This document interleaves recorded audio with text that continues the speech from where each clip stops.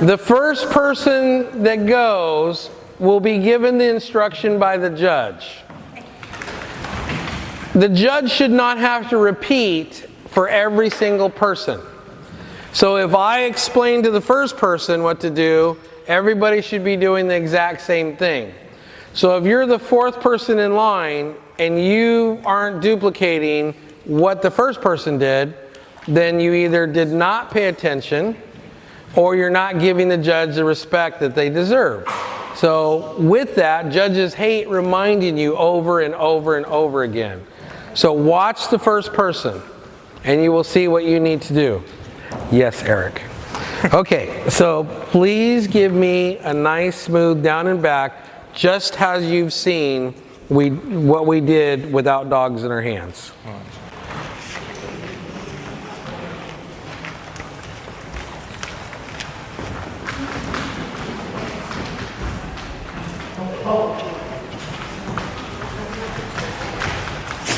Okay, let me borrow your dog, please. What's your dog's name? Molly. Molly. Okay, what's the first thing you did before you took off on the down and back? Turn back. You stared at your dog and got your dog's attention. Okay, the first thing he did was get the attention of the dog. You don't want to get the attention of the dog. And the reason for that is because I want this dog to focus on this hand and not my eyeballs. So when you first took off, you were right over the top of your dog and your dog was walking sideways like this, trying to get away from you. And then the dog was trying to look for your eyes. So then it was going the opposite direction.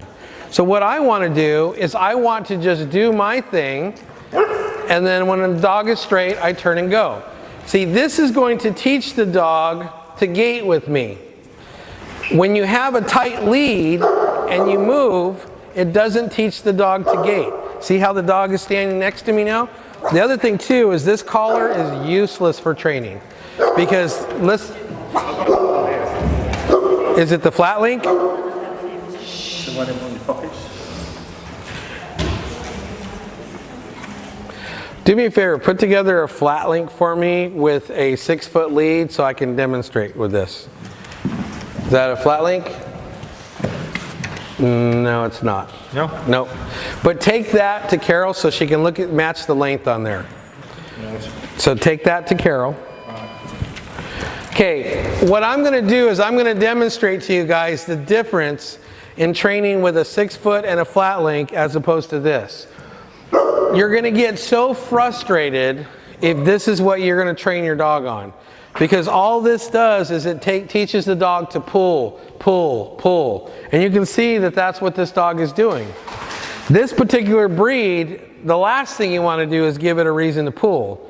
Because this breed will pull you all over the place. I want to teach this dog to walk with me down and back.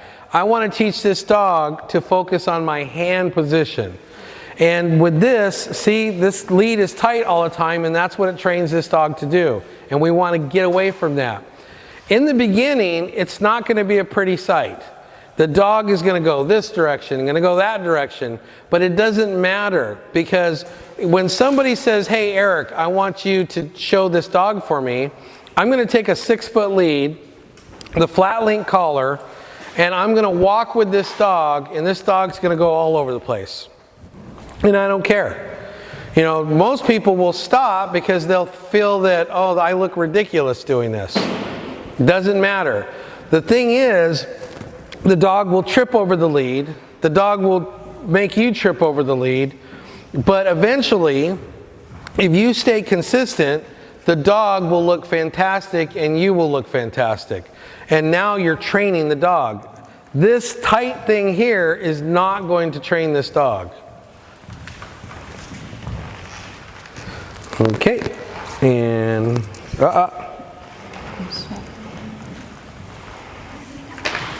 thank you, my dear. Okay. Eric, can I just ask, does it matter the size of the flat link, how much chain you've got from where it tightens, you know what I mean? Does it matter on the length that you've got? When you measure the flat links, you want to put them around the widest portion of the head and then add like 2 to 3 fingers. So around the ears is usually the widest portion, and that'll give you the proper length. Now, first of all, let me teach you how to keep a dog with you in the ring. Okay, so I've got this 6-foot lead here, and I got my flat link collar. I want the dog to always be on this loose lead. If the dog pulls this lead tight, I'm going to bump it over, just like that. So the dog learns to be next to me on a loose lead, and I'll bump it over. And that means come closer. These are boundaries. So I want my dog to be right here. And the dog will learn that this is comfortable right here. Now, if you have a dog that likes to pull on a lead, then what's going to happen is the dog needs to learn what this clicking sound is. So I'm going to walk towards Dad over there. I'm going to hold this lead in half. And as I walk towards Dad, the dog's going to go towards Dad, and watch what happens. What happened? Oh my goodness. Yes. There's an end to that. Okay, let's go. Come on. Good. Good. Turn. Thank you.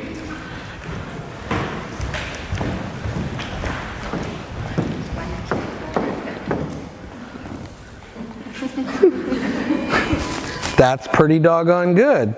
Okay, so now we're going to use the whole lead. Let's go. This way. Let's go. This way. Don't jump on Dad. This way. Good. Turn. Thank you. Turn. Thank you. Turn. Perfect. Come on. Wait. How difficult is that? Let's go.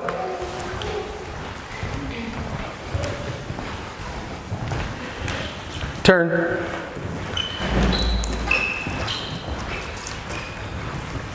Wait. Thank you. Now I can train this dog. Give the dog a hand. Go see Dad.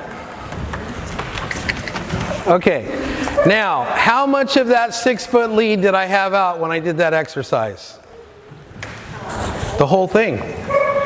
If I can teach a dog with all that lead to focus on these hand signals, then when I go into the ring and show on whatever, it's going to be a piece of cake. How quickly did that dog learn to respond to those signals?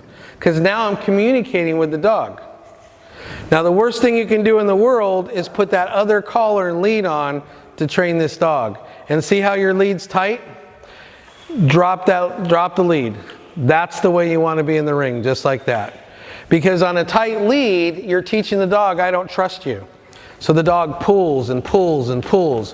When you do this, you're going to have the most well-behaved dog in that breed ring.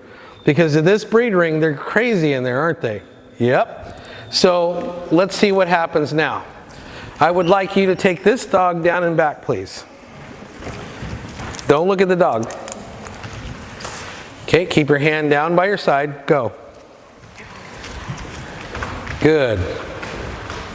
Drop your hand down. Much better. Don't look at your dog and take your dog all the way around to the end.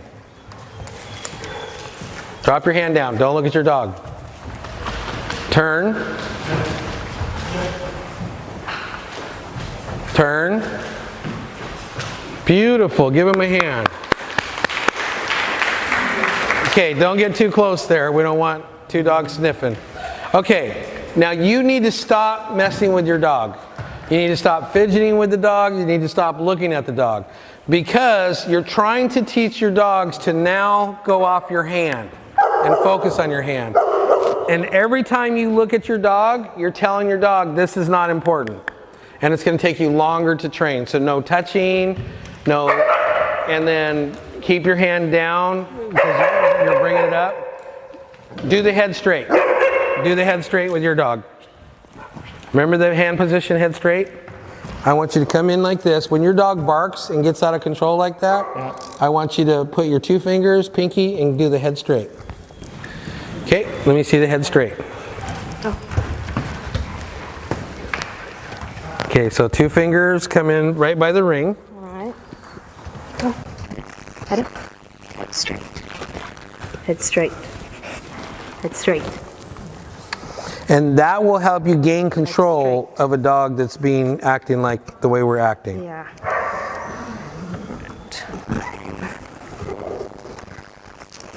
You think the world just revolves around you, don't you? Indeed.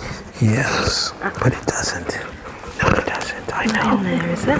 Yes. Yep, that's right. Now put your pinky and then your saddle right here. And now you listen to your mom, or I'm going to come over Hey. Hey. and you'll be on my next YouTube video.